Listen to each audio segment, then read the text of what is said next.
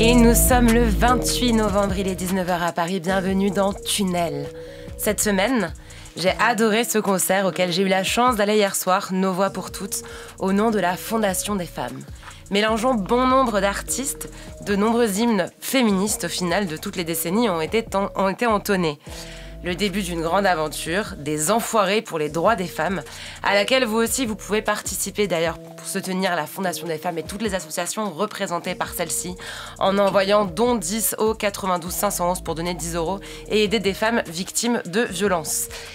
Cette semaine, j'ai écouté en boucle la Starac, mais j'arrête de vous tunnel là-dessus toutes les semaines et j'en ferai une émission spéciale tôt ou tard. Mais quand même, quel plaisir de voir autant de candidates talentueuses et rigoler gentiment des comportements bêtes des bourrins cette semaine. Quel bonheur de voir la société avancer tout doucement et quelle joie de voir la pop culture nous donner d'inestimables coups de pouce. Cette semaine, j'ai découvert comment parfaitement doser les médicaments, mais c'est une autre histoire ça. Vous n'avez qu'à me suivre sur Instagram, ici c'est pas Breaking Bad. Et cette semaine enfin, j'ai détesté que l'on m'explique, sans vouloir me blesser, que j'étais parfois un peu bizarre. À toujours poser des questions comme combien de fois tu penses que tu as fait la fête dans ta vie? Et combien de cigarettes tu as fumé? Combien d'heures tu as passé à travailler et combien de personnes tu as déjà voulu embrasser? Combien de paroles tu as regrettées? Quelle est la somme totale d'argent que tu as dépensé? Combien de litres d'eau as-tu pu boire? Combien tu as d'ancêtres à ton avis? Quel est le pourcentage de gens gentils? Comment dénombrer la somme totale de possibilités de trajectoire de vie? À partir de combien de grains de sable naît la dune? Combien faut-il de gouttes d'eau pour qu'elle se fasse océan? On m'a dit que c'était un peu bizarre, pourtant moi j'y pense tout le temps. Ce n'est pas malin, mais j'ai toujours tout voulu compter. C'est comme si mon cerveau faisait ça toujours quelque part en arrière-plan. Je suis un peu bizarre peut-être, heureusement je ne suis pas la seule. Vous savez, si vous m'écoutez, que vous êtes un peu bizarre dans votre coin et que ça vous attriste, ou même que vous êtes là à grandir bizarre dans votre coin, vous n'êtes pas seul, nous sommes plein de bizarres, à penser toujours aux chiffres ou à d'autres trucs bizarres.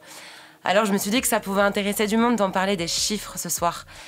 Pour que tous ceux que ça peut passionner trouvent leur joie ce soir dans l'émission, j'ai invité 4 personnes qui, sans dire qu'elles sont bizarres, chacune à leur manière, sont férues de chiffres et en font œuvre.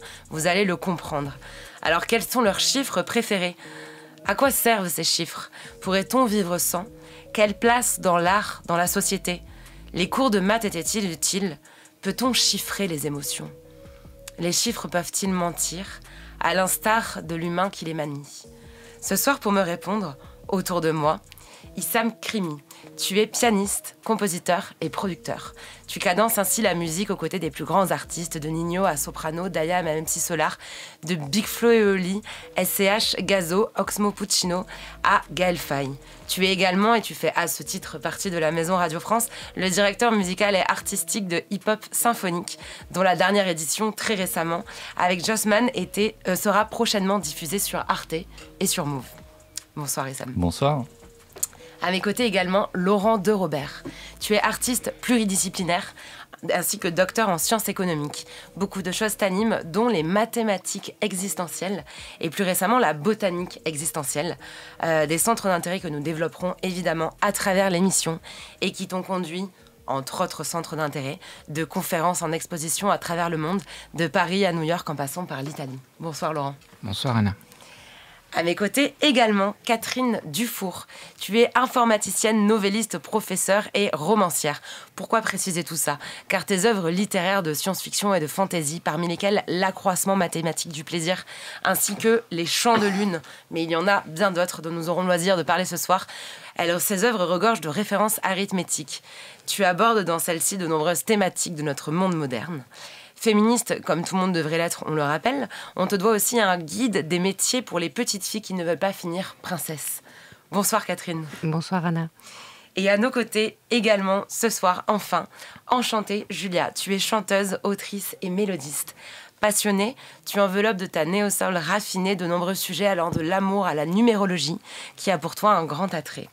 Après 2 EP remarqués et playlistés un peu partout, Boucle et Longomaille, est-ce que je prononce bien ? Avec le bon accent du Sud. Très bien, il manquerait plus que je le perde.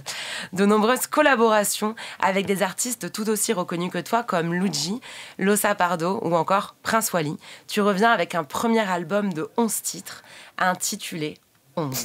Et vous êtes dans Tunnel et ce soir nous parlons de chiffres et nous venons d'écouter ce titre, ton titre, enchanté Julia, 11. Pourquoi avoir choisi Ce titre. Déjà, bonsoir Anna. Oui. Ce titre au titre et à l'album. Oui. C'est vrai qu'il y a 11 titres dans cet album.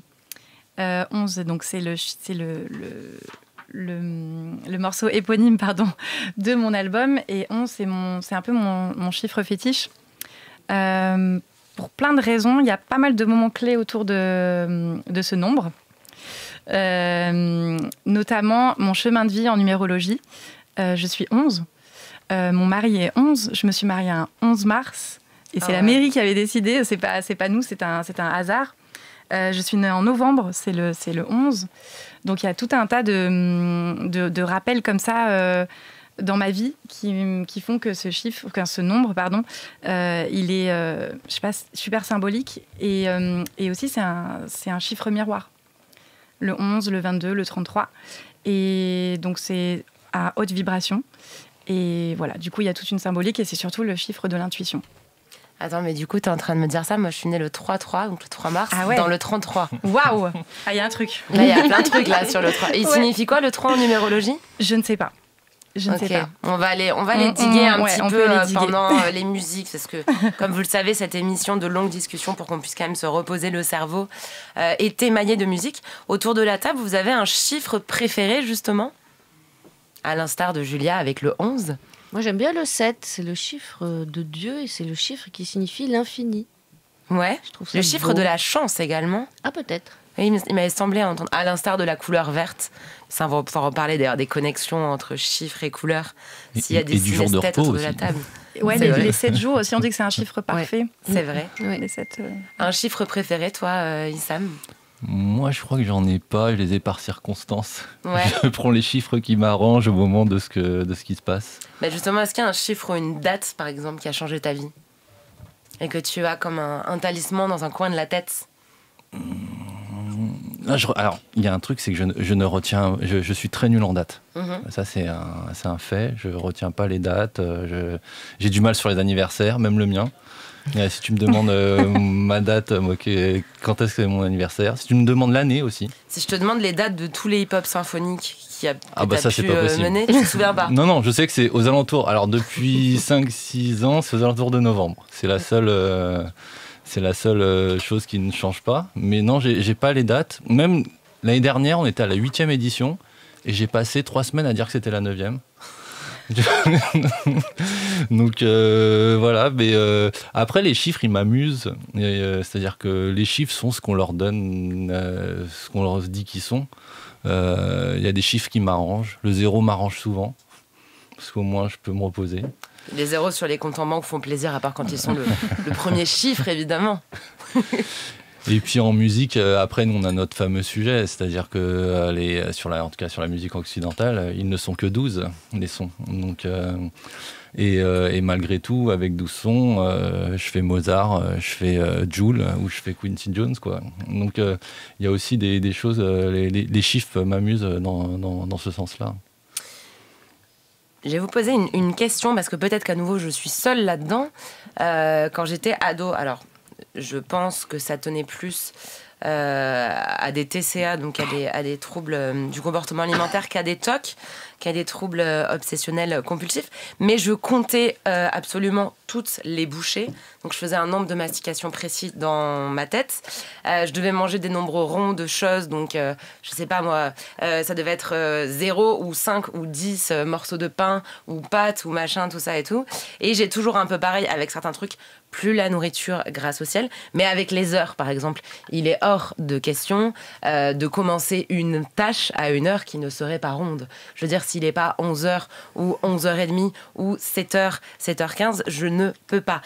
Je connais des gens, à l'inverse, qui vont mettre leur réveil matin à des heures qui ne sont pas rondes, justement. Ils vont se réveiller à 7h03 ou à 9h12. Quel est votre rapport, justement, à ces rituels liés aux chiffres, liés aux nombres? Moi, je suis assez tranquille avec ça, mais c'est vrai que je suis un peu suspect sur la numérologie, en particulier sur le 11. Je vais te dire pourquoi. Parce que je crois qu'il y a beaucoup de personnes qui sont mortes en 1918 à cause de ça. Ah bon? je ne sais plus qui était le général ou le maréchal à l'époque, et qui, alors que la guerre était sur le point de finir, se met d'accord avec les Allemands pour dire ok, on arrête, mais on ne va pas arrêter le 10 novembre, ça ne sonne pas bien. On va arrêter le 11 à 11h11. Et donc il y a un tas de personnes qui sont mortes au front le matin du 11 novembre, précisément pour ce délire de numérologie.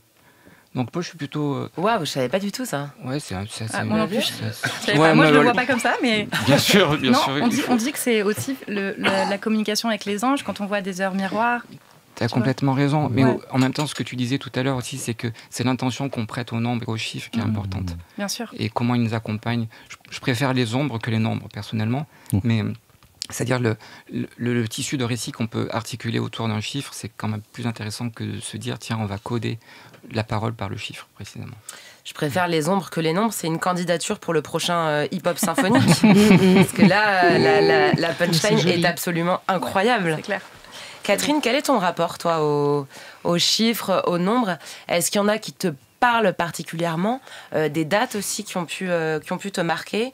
Est-ce que tu as un rapport particulier au fait de compter les choses dans le quotidien? Non, alors j'évite absolument parce qu'effectivement, ça tourne rapidement au trouble obsessionnel compulsif. Donc, quand je commence à compter, je me dis, il est temps d'aller me coucher. Et c'est justement, je fuis un peu ça et je remarque souvent aux pompes à essence, les hommes particulièrement, ont tendance à s'acharner afin d'arriver à un compte rond en termes d'euros ou de litres. Et je trouve ça hyper flippant.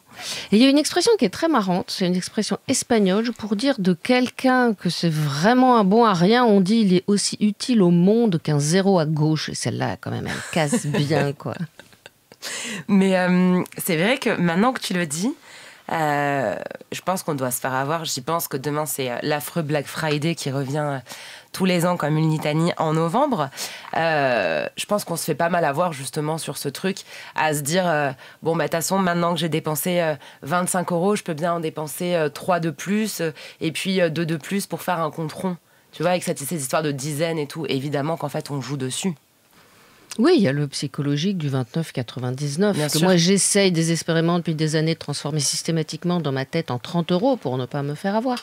Mais finalement, ça marche assez bien. On se dit, ah ben non, c'est dans la vingtaine, c'est quand même moins cher que 30 €. Et on se fait effectivement manipuler en permanence par... Mais alors, c'est pas par les nombres en fait, c'est par des gens. Oui. Mais s'ils sont pour rien. Qui savent parfaitement réfléchir ça. Combien de fois vous comptez dans une journée les choses?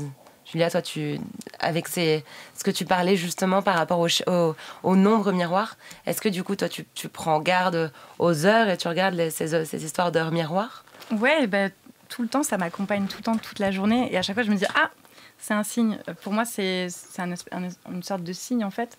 Donc, j'essaye d'écouter les signes autour de moi. Je me dis, ah oui, donc il faut mieux que je fasse comme ça. Je crois que c'est ça. Mais est-ce que c'est l'heure miroir qui va t'apparaître en elle-même comme un signe, donc qu'il soit 9h09 ou 10h10 ou 22h22, que sais-je, ou c'est à chaque heure miroir tu vas rattacher une signification différente? Non, c'est à chaque fois que je prends mon téléphone, c'est souvent une heure miroir et je me dis tiens, c'est un comble quand même, enfin, ça arrive très souvent. Donc je me pose pas mal de questions, je me dis est-ce que c'est parce que j'ai posé cette question, parce que je m'adresse beaucoup au ciel, je suis très contemplative et souvent je me dis ah donc ça c'est peut-être un signe, mais tu vois, enfin c'est pas vraiment, je me pose pas trop de questions en fait, c'est pas oui tu le conscientises pas forcément. Ouais, exactement, c'est plutôt intuitif. Ouais. La numérologie, elle vient toi infuser directement dans ta musique, dans tes choix artistiques. Tu peux prendre une décision là-dessus? En fait, j'essaye juste d'écouter mon intuition et ce que je ressens dans mon corps, dans mon cœur, tu vois. Et j'essaye d'aller au bout de ça quand j'écris une chanson, quand je compose une chanson. Mais oui, j'ai l'impression que ça m'accompagne dans ma vie de tous les jours. Qu'est-ce qui vous vient à l'esprit quand vous entendez justement, au-delà des chiffres, quand vous entendez le mot mathématique? Qu'est-ce qui vous vient en premier? Moi, c'est 2 au bac. J'ai eu 2 au bac, mais j'ai eu pas être une machine partout. T'as eu combien en musique? Au bac, il n'y a pas de bac de musique. Enfin, il n'y avait pas de... Il y a des optionnel. Ouais, c'était optionnel, mais j'avais pas pris l'option. Il n'y avait pas à Cavaillon dans mon lycée. Mais non, c'est ce que j'ai raconté à Laurent, c'est que c'est marrant parce que j'ai appelé mon album 11, mais en lettres, du coup. Mais c'est vrai que j'ai une petite aversion pour les mathématiques. C'est vraiment super compliqué, comme le solfège, c'est ce que je disais à Issam. Voilà, moi, je suis plutôt littéraire, donc plutôt comme Catherine. Mais du coup, au niveau musique, tu vas être quand même familière des accords, etc., mais sans savoir dire si c'est un do, ré, mi, etc. Ouais, voilà, je pense qu'on n'a pas besoin de lire la musique pour faire de la musique. Mais inconsciemment, c'est ce qu'on se disait tout à l'heure, il y a quand même des schémas qui sont propres à la musique et finalement, sans faire exprès, je les utilise en fait en faisant de la musique, ouais. Issam, cette remarque justement qu'il n'y a pas besoin de connaître le solfège pour faire de la musique, est-ce que déjà tu es d'accord avec ça ? Ah mais complètement. Et est-ce que tu penses que le solfège peut faire une espèce de barrière en fait ? Ah mais c'est le... Alors je vais même te dire, je pense même que la construction du conservatoire français est faite pour ça. Ouais, totalement. C'est-à-dire que le principe de donner aux plus jeunes l'entrée à la musique par le solfège avant l'instrument ou avant même la voix, c'est une manière d'exclure de la musique. Parce que en fait, je vais pas te donner tu vas parler avant d'écrire. Enfin, c'est la même chose. Donc et c'est vrai que en plus. Et l'exemple de Julia est hyper important parce que la beauté de la musique, elle est là. C'est-à-dire que on a des accords, on a des couleurs d'accords. La conscientisation de pouvoir dire est-ce que c'est do, mi, sol, si, j'ai une 9e, une 13e ou voilà, ça c'est un élément qui peut venir après enrichir le truc. Mais elle n'a pas besoin d'être posée mathématiquement. Je préfère avoir quelqu'un qui ne sait pas lire mais qui va chanter juste et me proposer une mélodie magnifique sur un accord que je pourrais plaquer au piano que quelqu'un qui connaît tous ces accords, ces chiffrages d'accords et qui, quand je vais jouer avec lui, j'aurai aucune émotion et je me dirais bon, tant pis. Avant l'émission, je t'entendais dire que la musique était intrinsèquement liée aux mathématiques, même quand on ne les utilisait pas consciemment. Est-ce que toi, tu as l'impression en tout cas d'utiliser les chiffres pour structurer tes compositions ? Alors moi, je les utilise parce que j'ai un bordel à gérer avec moi-même. Souvent, j'utilise cette expression-là. Moi, j'ai la composition bordélique parce qu'elle est et puis il y a aussi deux choses, c'est que en musique, je suis pas que compositeur, je suis aussi pianiste. Donc mon plaisir, il est lié à la composition, donc à construire quelque chose musicalement, mais il est aussi lié à jouer de mon instrument. Et d'ailleurs, très souvent, quand je suis au piano, je pense que je sais pas ce que je fais. Et les chiffres, après, je les utilise parce qu'il y a, du fait de l'écriture musicale, déjà la portée. Enfin, la portée, une clé de sol, une clé de fa, 5 lignes, c'est un repère orthonormé, abscisse ordonnée. Il y a déjà quelque chose qui est de cet ordre-là. Ensuite, la musique, c'est un rapport à l'espace et au temps. Donc ma musique, dans la composition, l'émotion, je la lie au temps. Alors là, en plus, on a quand même eu des compositeurs et toute une littérature de dingue sur ces choses-là, avec des expérimentations qui sont... Je pourrais peut-être en parler 2 ou 3 à un moment donné, mais donc c'est vrai que dans la composition, j'utilise les chiffres. Après, moi, je m'amuse aussi sur des choses... la musique me permet aussi d'aller au-delà des chiffres. C'est-à-dire, si j'écris une voix, une seule mélodie, il y en a une deuxième, donc j'ai 1 plus 1, mais je me dis, il ne faut pas que le 1 plus 1 fasse 2, il faut que 1 plus 1 fasse 1. Et là, mon morceau est réussi. Ça peut être des choses que j'utilise comme ça, parce qu'en fait, on ne se pose pas la question si j'ai mis une mélodie ou 2 mélodies, c'est le seul sujet qui m'intéresse, c'est la seule émotion qui m'intéresse. Donc, je joue avec ça, je construis, ça m'est arrivé... alors, là, je fais de la musique populaire. Après, j'ai été un étudiant de conservatoire. En plus, j'ai un passif de musicologie et d'analyse sur des œuvres contemporaines où il y a aussi ce qui s'est passé.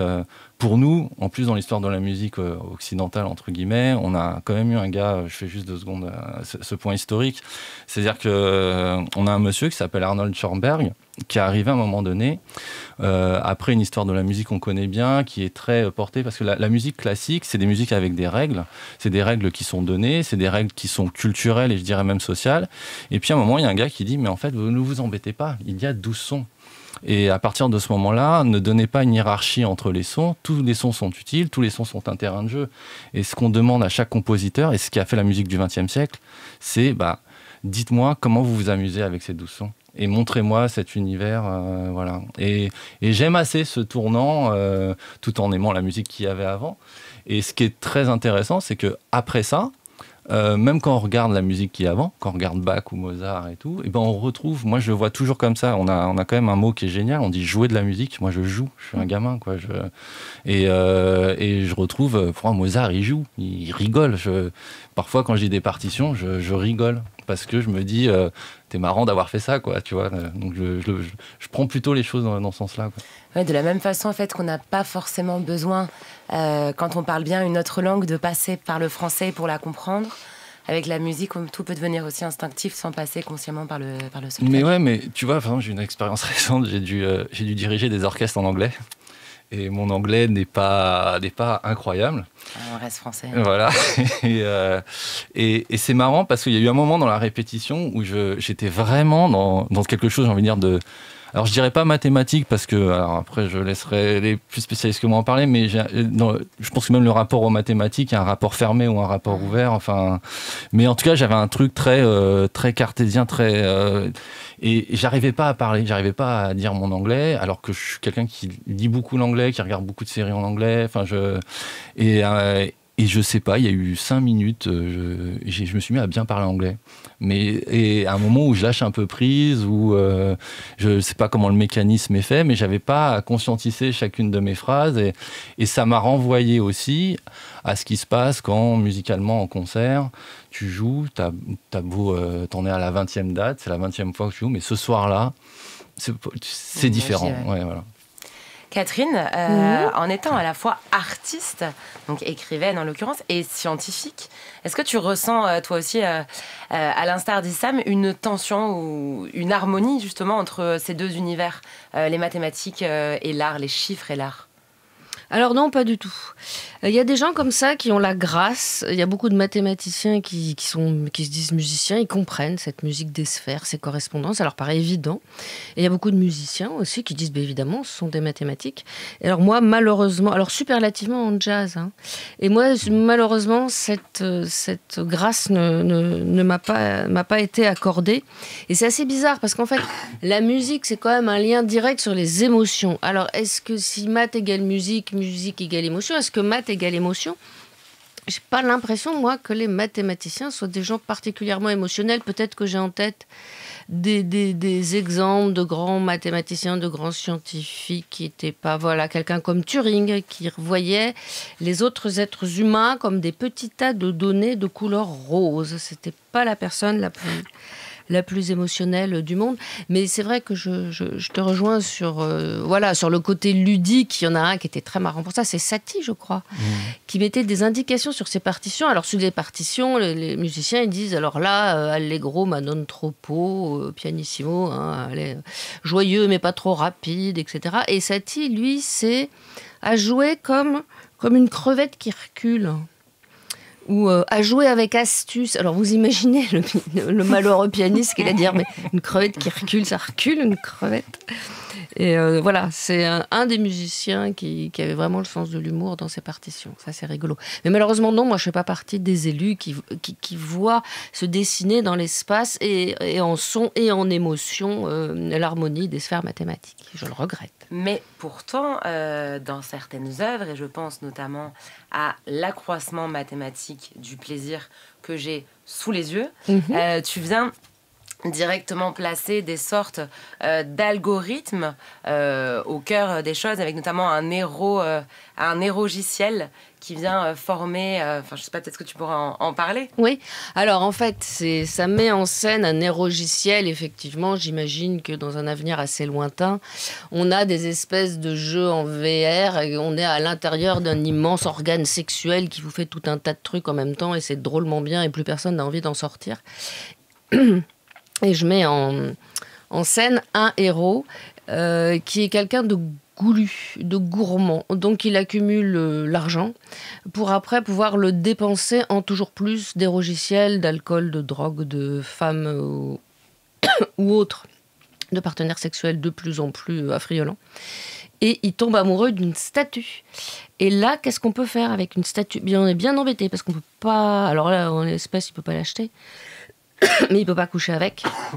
Et il est très ennuyé parce qu'il n'a l'habitude que de l'accroissement mathématique du plaisir. On entasse toujours. La frustration d'une personne qui a absolument tout, en fait. Qui ne fait que consommer. Et alors qu'en fait, ce qu'il faut, c'est se poser, regarder et apprécier. On ne peut pas posséder la beauté. On ne peut que se laisser posséder par elle. Le sujet, c'est les chiffres. Et pour en discuter ce soir, je suis entourée de 4 super invités. Enchantée, Julia, Laurent de Robert, Catherine Dufour et Issam Krimi. Et on va rentrer dans un sujet, à mon avis, qui va parler à pas mal de monde derrière les postes ou derrière, dans les écouteurs, peu importe, pour les personnes qui nous écouteront en streaming. Est-ce que vous aimiez les mathématiques à l'école ? Julia, j'ai une petite idée quand même de ta réponse. Les autres ? Moi, j'aimais bien les maths, mais les maths ne m'aimaient pas. C'est triste.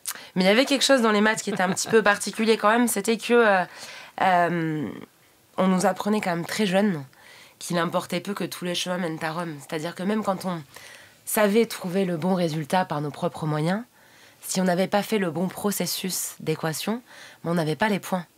Oui, les mathématiques étaient et sont peut-être encore enseignées de façon parfaitement rebutante. Ouais. Barbare, en fait, parce que c'est pas du tout ça qu'il faut faire en maths. Précisément, c'est cultiver l'élégance de cheminer avec une démonstration. Tu as développé un concept, toi, Laurent, d'ailleurs, qui s'appelle les mathématiques existentielles. Est-ce que tu peux nous en parler ? Je veux bien, parce que je pense que c'est une façon de réconcilier aussi avec la discipline, de pouvoir imaginer qu'on peut parler d'amour avec les mathématiques, précisément, même si elles ne nous aiment pas trop, apparemment. On peut parler d'amour avec elles parce que, assez vite, je me suis rendu compte, pour faire vite, j'étais enseignant de mathématiques appliquées à tout ce que je détestais, c'est-à-dire l'accroissement mathématique du bonheur, c'est-à-dire des mathématiques de l'avoir. Et je me suis dit, plutôt que de mal faire des mathématiques de l'avoir, je voudrais faire de l'algèbre de l'être. Et plutôt que de chercher à maximiser toujours la satisfaction, plutôt minimiser l'angoisse. Et je me suis rappelé que l'algèbre, précisément, c'était ça. C'était une science de la consolation, de la réparation. En arabe, en fait, al-jabr, ça veut dire le plâtre. C'est exactement réparer ce qui a été brisé. Et si vous avez le cœur brisé, qu'est-ce que vous pouvez faire d'autre que de faire de l'algèbre des cœurs brisés ? Donc je me suis mis à faire ces mathématiques de l'âme, en quelque sorte, essayer de traduire dans des équations, des formules, des conjectures, des théorèmes, des tourments, des troubles, des doutes, des espérances. Mais je tiens à préciser que c'est des mathématiques où il n'y a pas de chiffres, il n'y a pas de nombres, on ne compte pas. Ça, c'est important de le savoir. De même que tu disais tout à l'heure qu'il n'y a pas besoin de connaître le solfège pour faire de la très bonne musique, il n'y a pas besoin de savoir compter pour pouvoir faire des très bonnes mathématiques. Il y a même un des plus grands mathématiciens de tous les temps, Alexander Grothendieck, on fait souvent la blague, qui a été Mendel-Fils, enfin c'est vraiment un génie. Et un jour, il fait une démonstration sur les nombres premiers, il dit ça marche pour tous les nombres premiers. Un nombre premier, je le rappelle, parce que tu l'as noté tout à l'heure, que c'est un nombre qui est divisible que par lui et par 1. Et il dit oui, c'est vrai pour tous les nombres premiers, par exemple pour 57. Et il continue la démonstration, il y a quelqu'un qui lève la main qui dit « Mais 57, excusez-moi, mais c'est 19 fois 3, donc c'est pas un nombre premier. » Bon, il a dit « C'est pas grave, c'est pas important. » Ça, on la cite souvent, cette blague, pour dire que les très grands mathématiciens savent pas compter, quoi. Ils sont pas foutus de faire une multiplication, presque. Et tu parlais de l'accroissement mathématique du bonheur, du coup, auquel tu travaillais quand tu faisais des mathématiques appliquées en tant que professeur. Les mathématiques existentielles, qu'est-ce qu'elles diraient concernant le bonheur ? Que c'est une asymptote et que c'est très beau en fait. Quand je parle de minimiser l'angoisse, et c'est essayer de résoudre en fait l'écart qui est entre un être, on va prendre Anna rêvée et Anna réelle, et elle cherche toute sa vie à essayer de résoudre la distance qui est entre les deux. Et donc de minimiser cet écart qui est entre ses rêves et sa réalité. Mais toujours en conservant une petite distance optimale entre les deux. Parce que si tu as tout ce que tu veux, après, où est le désir ? Donc voilà, c'est une sorte d'optimisation du désir, si tu préfères. Catherine, qu'est-ce qu'on en pense si on a tout ce qu'on veut, où est le désir ? Ah, mais ça, je trouve quand même ça voilà, très beau ce que tu dis. Oui, effectivement, si on a tout ce qu'on veut, c'est mortifère. Hein. C'est pour ça que tous les récits d'utopie sont toujours des récits mortifères. À partir du moment où on a réussi à mettre en place un monde parfait où tout le monde est heureux, d'instinct, on sent qu'il y a une pulsion de mort qui s'est installée et on a envie d'y flanquer le feu. Vous ne trouverez pas une seule utopie qui ne donne, en tout cas en littérature, dans quelque art que ce soit, une seule utopie parfaite qui ne donne pas immédiatement envie de mourir ou de fuir ou de tout casser. Ça n'existe pas. La vraie utopie, c'est totalement dictatorial. On parlait de chiffres, on parlait de traumatisme potentiel d'école. À l'école, les chiffres, c'est pas concours de mathématiques. Il y a aussi les notes. On est trié en fait grâce à des nombres qui correspondent à notre valeur réelle ou supposée. Tu parlais d'utopie, Catherine. Dans une utopie, comment est-ce que les élèves pourraient savoir s'ils vont dans le bon sens? S'ils trouvent de la joie, tout simplement. On s'en fout des notes. Il faut savoir jouer avec les mathématiques. Ça a été démontré d'ailleurs plusieurs fois. Les gens qui sont bons en maths, c'est précisément ceux qui ne cherchent pas l'utilité des mathématiques. C'est eux qui réussissent. Comme toi tu fais avec la musique, tu joues avec la musique, tu joues avec les notes. Il faut trouver le panache en fait. Le goût de l'inutile, c'est d'autant plus beau parce que c'est inutile. Et quand on a ce panache-là, alors on peut briller et exceller en mathématiques. Et en mathématiques, on apprenait aussi l'art de la démonstration, alors notamment avec Pythagore, qui a pu, peut-être que là je crée des frissons autour de ce plateau, Pythagore qui a pu éveiller, voilà, qui a créé des traumatismes chez les gens, tout comme le rapporteur, le combat, enfin le rapporteur, vraiment je ne saurais pas à nouveau me servir de ce truc-là, mais enfin ça a le mérite d'exister et de faire des ventes chez Maped notamment, si je me souviens bien. On apprenait donc l'art de la démonstration avec ce fameux « on sait que, or, donc ». Est-ce que c'est la seule façon de démontrer quelque chose? Est-ce que ça vous a marqué, cette façon de démontrer? Est-ce que vous en avez tiré quelque chose, vraiment? Non, mais moi, j'ai une intolérance carrément mathématique. Donc, je vais avoir du mal à vous dire... Non, enfin, tu vois, racine carrée, tout ça, je serais incapable de... Je crois que je ne sais même pas faire une division à la main. C'est grave, hein, c'est grave. Alors ça, ouais. Très honnêtement, on oublie. On oublie aussi. Hein. Oui, je crois que j'ai oublié. Ça, les parents de jeunes enfants le disent toujours, qu'en fait, ils se retrouvent à refaire des trucs qu'ils ont complètement zappés. Mais le compas, le rapporteur... non, En fait, tu parlais de l'utilité. Pour moi, quand c'est pas ludique, c'est incompréhensible. Tu vois, il y a un truc qui m'éloigne. C'est beaucoup trop froid. Et si ça n'a pas d'intérêt, ça ne m'intéresse pas, en fait. Et je me rappelle très bien de notre professeur de mathématiques qui nous disait toujours... On s'en fout du résultat, vous le savez, vous le trouvez avec la calculatrice. Ce qui est intéressant, en revanche, c'est le chemin que vous allez faire élégant. C'est comme aussi dans les relations amoureuses. Si vous voulez, soi-disant, aller droit au but, c'est nul. C'est précisément l'art de la conversation qui va être intéressant, finalement le plus beau. Donc c'est pareil avec une démonstration mathématique, c'est un art de la conversation avec un énoncé. Mais justement, Catherine, du coup, dans ce livre dont on parlait juste avant, L'accroissement mathématique du plaisir, ça va en fait droit au but grâce à des choses finement pensées pour le plaisir. Oui, c'est finement pensé pour le plaisir, mais c'est uniquement consumériste et donc du coup ça n'est pas du tout zazen. Zazen, c'est tout simplement s'asseoir et regarder, être capable de se laisser pénétrer par le monde plutôt que d'être toujours en train de lui courir après et d'essayer de lui faire la peau. Et ce pauvre homme ne sait pas faire, il ne sait tout simplement pas profiter, il a besoin d'accumuler, c'est l'accroissement mathématique du plaisir, ne mène à rien et évidemment quand vous êtes face à un très beau tableau, une très belle statue, qu'est-ce que vous pouvez faire à part l'admirer? Si vous n'êtes pas capable d'admirer et de rester calme 5 minutes, eh ben, il la mange, sa statue. Voilà, il en crève parce qu'il n'est pas capable justement d'apprécier le monde autour de lui finalement. C'est ce que j'ai voulu exprimer.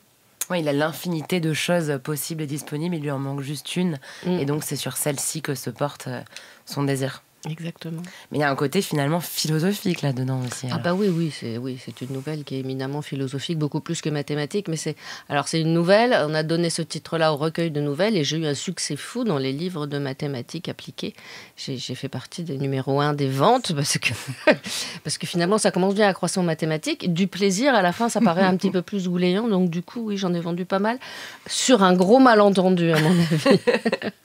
Mais justement, est-ce que les maths poussées à leur paroxysme, là je me tourne un petit peu vers toi, Laurent, quand c'est poussé à un paroxysme d'abstraction, qui n'a plus vraiment d'application très concrète, est-ce que ça ne devient pas profondément philosophique, poétique, à l'instar de la physique quand on sort des salles de classe et des installations électriques, et quand la physique commence à se faire quantique?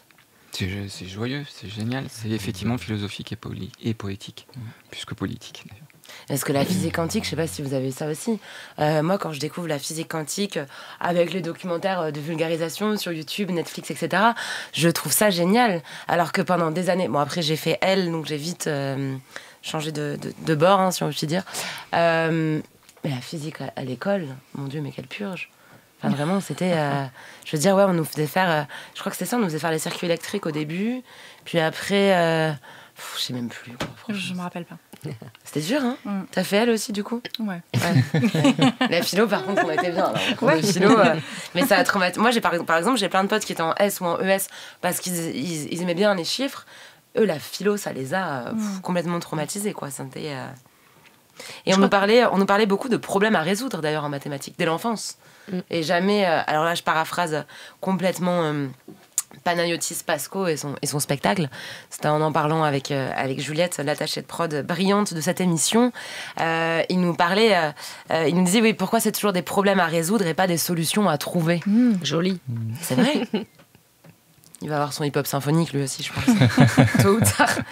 Il y avait quelque chose aussi en mathématiques qui était intéressant, c'est que c'était un exercice individuel. Il n'y avait pas de travaux de groupe comme dans d'autres matières.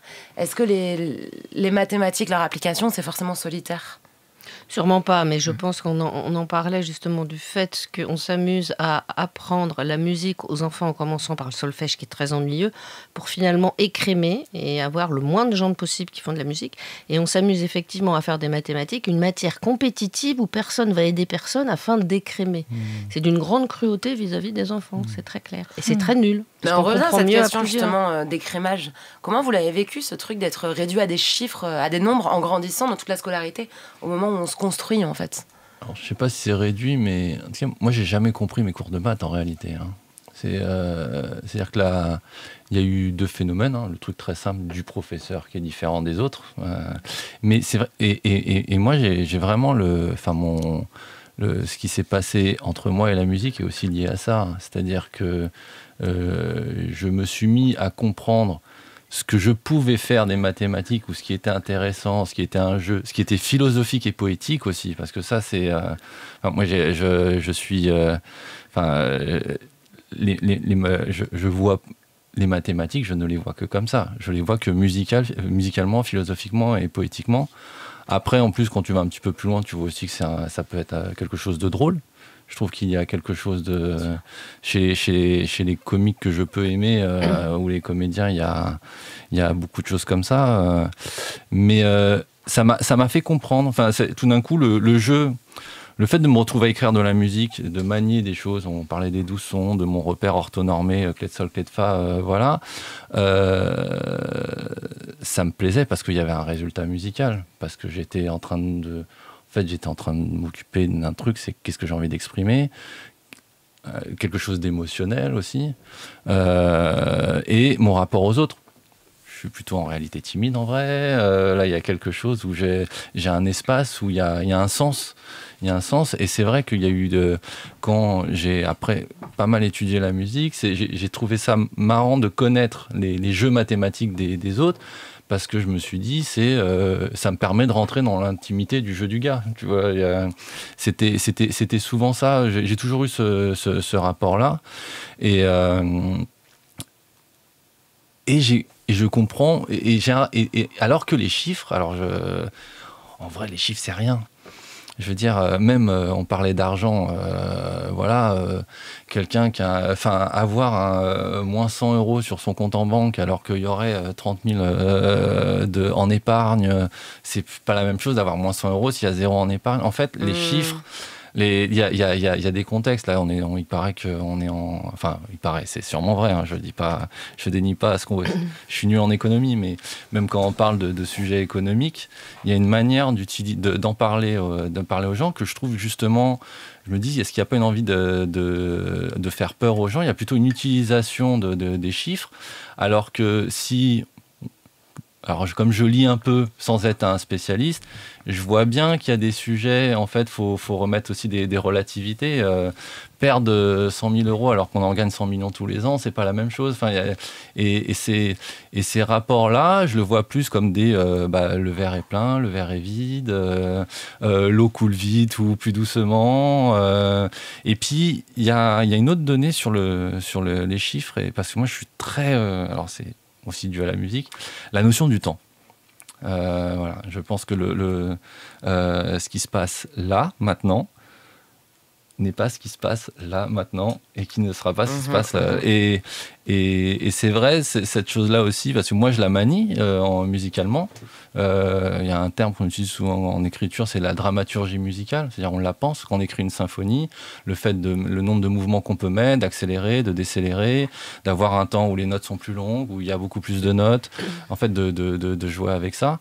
Et là, pareil, c'est une forme de mathématiques, mais c'est une forme de jeu où j'espère trouver une liberté et de l'émotion. Entourée de mes invités, Issam Krimi, Laurent de Robert, Enchanté Julia et Catherine Dufour, nous parlons des chiffres. Et je vous promets, ça va vous sembler sûrement abstrait derrière vos postes, mais c'est un vaste sujet sur lequel il y a énormément de choses à dire. Et à nouveau, je regrette et je m'adresse directement les yeux dans les yeux à ma direction que l'émission ne soit pas plus longue, ma foi, du double, parce qu'on aurait beaucoup de choses à dire, mais je ne sais pas si les invités accepteraient de venir. Bref, cela étant dit, juste avant d'écouter quelques musiques, nous parlions du fait que nous étions notés à l'école et finalement résumés à des chiffres pour pouvoir aller dans telle ou telle classe, dans telle ou telle section, pouvoir poursuivre telle ou telle étude et en fait être qualifié de bons ou de mauvais élèves. Ça continue malheureusement après l'école. Salaire, donc chiffre à nouveau, nombre de followers, âge parfois. Les chiffres sont évidemment omniprésents dans la société à travers quelque chose d'autre encore parfois, les statistiques. On voit des statistiques et des sondages absolument partout et tout le temps, et très souvent à tort et à travers. Est-ce que vous les trouvez utiles, ces chiffres dont nous sommes abreuvés en permanence ? Moi, je peux parler d'un sujet, c'est les streams, par exemple, sur Spotify, où je trouve ça assez injuste pour des petits artistes, comme moi, par exemple, qui ne pourront jamais avoir les mêmes stats que Beyoncé ou Kendrick Lamar, etc. Et j'ai l'impression que un peu comme l'école, ce que tu disais tout à l'heure, c'est comme si on avait une sorte de note en fait par artiste, et je trouve ça très injuste. Ouais, bref, voilà. Je suis pas sûre que ça soit bien d'avoir les streams sur Spotify. Enfin voilà. Issam, t'en penses quoi ? Non, mais c'est intéressant, mais ça revient à l'échelle de valeur que je disais par rapport à l'argent. C'est-à-dire, je sais pas, on est 60 millions en France. Je sais pas combien ils sont aux États-Unis. Ils sont en centaines de millions. Donc c'est vrai qu'à ce moment-là, si on met à égalité une analyse de chiffres sur un artiste français, même sans parler de même petits ou grands artistes, et un artiste américain, il y a de toute façon une distorsion de regard qui est posée. Donc c'est aussi le chiffre, il a un contexte. Mais d'ailleurs, sur les statistiques, en vrai, il y a un truc assez rigolo. C'est-à-dire que je pense que le problème des statistiques, c'est pas l'existence des statistiques, c'est qu'est-ce qu'on fait avec, quoi. C'est-à-dire que tout le monde est... pareil, hein, moi, je ne suis pas un spécialiste. Je prends juste, quand je connais pas un sujet, je prends le temps de le lire, ou voilà. Mais moi, je trouve qu'on a plutôt des instituts de sondage très performants en France et qui se sont bizarrement pas si trompés que ça à chaque fois. Par contre, si on fait si on focus sur les résultats d'une seule personne ou d'un seul parti, si on ne regarde que le final, ça va poser un problème. Après, si on voit, moi j'ai un souvenir de cette histoire de la première fois où l'extrême droite arrive au deuxième tour du 21 avril. En 2002, parce que beaucoup d'auditeurs, à mon avis, n'étaient peut-être même pas nés d'ailleurs. Voilà, alors moi j'étais né. Non mais c'est vrai. Mais ouais, c'est vrai. Et tout le monde était né ici, je pense, en 2002. Et en fait, c'était marrant parce que je trouvais que moi, juste en lisant, en voyant un peu, peut-être aussi, j'étais plus informé, je sais pas. Hein, après, il y a le caractère social et culturel d'avoir la chance d'avoir accès à des choses ou pas, mais il y avait un truc où il y avait une lecture où je me disais, waouh, ça va pas bien se passer en fait. Et quand le moment arrive, je me dis quand même ça va pas bien se passer. Ça n'a pas enlevé mon émotion. Ça n'a pas enlevé que j'ai pleuré juste après, mais ça, je pouvais pas jouer une surprise. Voilà. Donc après, les statistiques, voilà, c'est notre rapport à elle qui fait aussi beaucoup le problème qu'on a avec elle, quoi. 2002, pour vous, le second tour Chirac-Le Pen, une surprise ou pas? Parce que c'est la première fois, effectivement, que l'extrême droite arrive au second tour d'une élection nationale. Je me souviens de la stupeur de ma mère. C'était waouh. C'était comment vous l'aviez vécu? Ah bah mal, très mal. Alors moi, je me doutais. Parce qu'en fait, j'ai bien entendu que le duel serait entre la gauche et la droite, hein, Jospin-Chirac, plouf plouf. Et moi, j'ai demandé à tous mes copains, mais alors tu votes Jospin, toi? Ah ben non, pour une fois, je vais voter, je sais pas, Arlette Laguiller ou... Bon.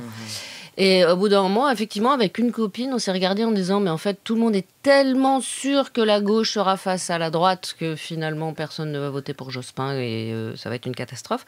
Et ça a été une catastrophe. Donc, moi, j'ai pas été surprise parce que j'ai une copine qui m'a prévenue en me disant, tout ceci sent fort le roussi. Mais effectivement, on était ivre de rage et de trouille. Et si on veut parler statistiques, moi, j'en ai fait un peu. Et je me tourne vers l'ancien professeur d'économie, à moins que tu sois toujours professeur d'économie. Non, je suis à la dérive. Les statistiques, franchement, n'engagent que ceux qui les croient. Hein. Ça se tripote tellement facilement que qu'il faut juste pas les croire avant d'être allé voir dans le détail ce qu'on dit. Et en ce qui concerne les chiffres, par exemple, de vente, alors que ce soit de la musique, des livres, de toute autre œuvre de l'esprit, là aussi, il faut se méfier. Déjà, par exemple, si vous voulez faire beaucoup d'argent avec des livres, alors n'écrivez pas en français, hein, francophonie, 200 millions de locuteurs. Écrivez en anglais, plus d'1 milliard de locuteurs, en espagnol, en mandarin, en ce que vous voulez, mais juste pas en français. Et ensuite, il faut savoir que les meilleures ventes, ça va pas être les meilleures œuvres. En général, il faut aller taper plutôt dans la 10e œuvre. Parce que l'œuvre qui vend le mieux, c'est l'œuvre qui plaît à tout le monde. Donc c'est en général plutôt moyennement moyen. Pas choquant, mais pas excellent. Donc les chiffres, en aucun cas, ne peuvent évaluer la qualité d'une œuvre. Ouais, ça fait sens. Mais parmi les artistes que j'ai pu recevoir ici, très souvent, voilà, je diffuse une musique de l'artiste quand il ne fait pas un live ou quoi. Et parfois, ça m'arrive, quand je connais moins bien l'œuvre de quelqu'un, je vais mettre son tube en me disant bah, ça va lui faire plaisir, machin et tout. En fait, en général, ça leur fait pas plaisir parce que c'est pas forcément les musiques qui leur tiennent le plus à cœur, dans laquelle ils ont mis le plus de tripes. C'est très souvent une musique qui a été mise là parce que il a fallu calculer quelque chose pour plaire au plus grand public possible. C'est un spectre large en fait, et ça représente pas forcément l'œuvre d'un artiste. Je sais pas, Isam, ce que tu en penses avec non, tous les artistes mais que en fait, ce que tu dis là, c'est la des- force de l'art. Ça dépend si t'es un artiste mainstream ou. Mais ou c'est pas. ça. Mais Ouais. moi, j'entendais souvent que les artistes, parfois, on allait les forcer à leur dire bon, écoute, là, c'est un peu niche ce que tu fais, c'est super cool, t'as ta communauté, c'est super chouette, mais viens, on va essayer de taper le mainstream, on va faire un truc, peut-être que ça va un peu moins te plaire, mais au moins, on aura notre tube, notre truc bankable, quoi. Ouais, c'est subjectif quand même, parce que c'est plutôt les artistes, du coup, signés en maison de disques, etc., ce qui n'est pas mon cas. Donc, moi, je fais vraiment la musique avec mon cœur et... Oui, tu vas jamais non, te contrefaire justement pour non, des streams. pas du tout. Après, c'est le propre de l'art. C'est que ça Ouais. va plus loin de la statistique, en fait, ou du single. Ça me fait penser à 2 exemples, en fait. C'est marrant ce que tu dis là, parce que, par exemple, au hip-hop symphonique, quand je travaille avec un artiste, si je le connais pas, je vais tout écouter. Je vais vraiment tout écouter, et puis je me fais mes petites listes, je me fais mes petits rangements, je me dis ça j'aime bien, j'essaye de comprendre un peu comment il est. Et quand on choisit des titres, c'est vrai que, en plus, le hip-hop symphonique, on le fait dans un média. Voilà, on est à Radio France, Move.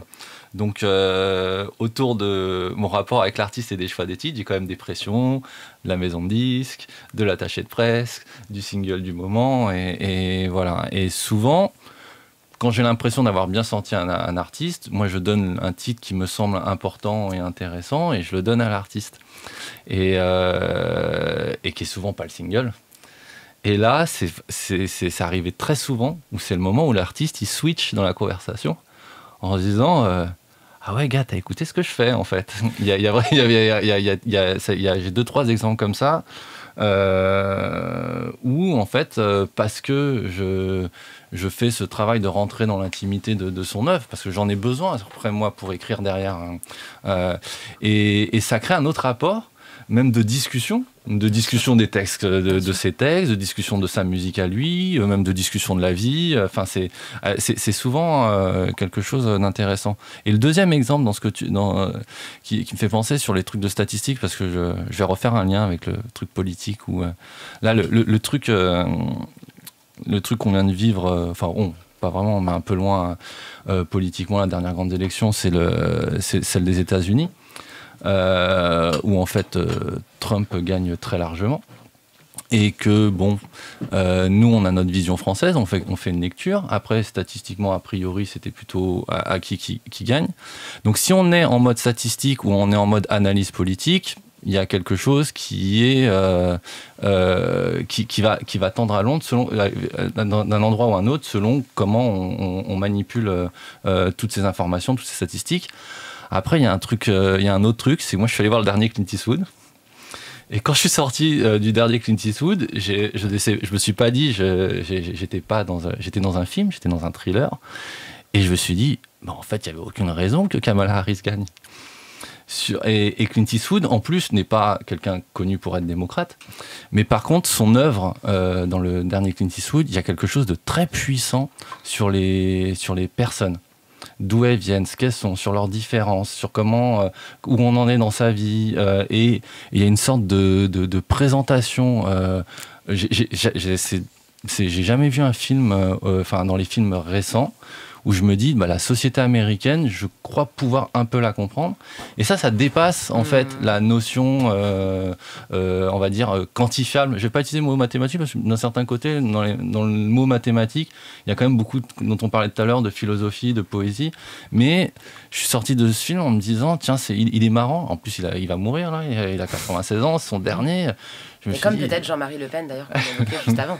Mais je me suis dit, même âge. Ouais, mais je suis sorti en me disant, tiens, la proposition qu'il fait là, elle dépasse même mathématiquement tout, quoi. Et le film s'appelle ? Les jurés. En fait, très simplement, on a des jurés qui doivent donner leur avis sur un assassinat d'une femme. Et en fait, on voit, il y a vraiment énormément de ressorts. On voit les jurés. Il y a un grand film, pour essayer, petit moment cinéma, il y a Les 12 hommes en colère, qui est un film mythique de l'histoire du cinéma. Et c'est marrant parce que Les 12 hommes en colère est basé sur le principe du huis clos. Donc c'est plutôt des gens enfermés sur une situation-là. Et là, ce qui est fou avec le Clint Eastwood, c'est que c'est inversé. C'est tout un pays et toute la situation de chacun qui fait que tout d'un coup, ça fait le procès.